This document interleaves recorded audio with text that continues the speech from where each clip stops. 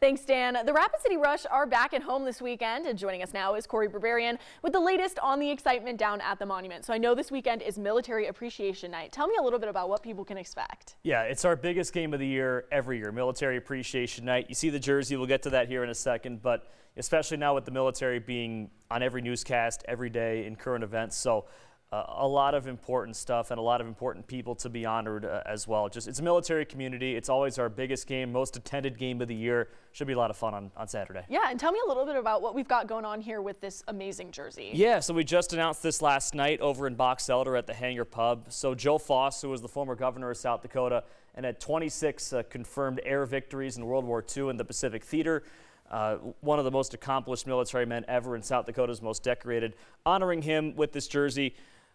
And you can see the blue steel matching the color of the planes that he flew and the Rush logo to match.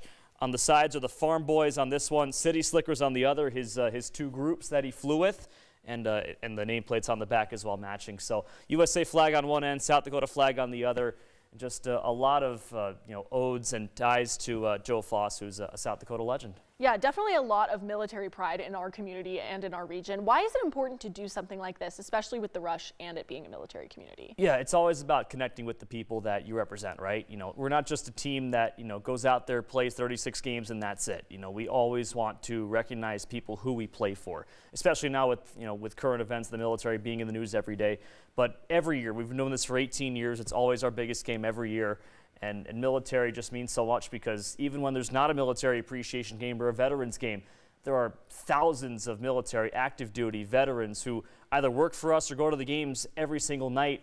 And to give them this really important day on Saturday means a lot. Yeah, for sure. And I know that there's a lot of importance, again, with engaging that community. Tell me a little bit about what we can expect in terms of gameplay this weekend. Yeah, it's a fun series already. We had a game back on Wednesday. It was a shootout loss 4-3. Wheeling, the team we're playing, is top 5 in the league. They're first in their division. It's an out-in-conference game, but played them really tough and hit 4 posts during the game, and it's in a 1-goal game that makes a difference. So game tonight, game tomorrow.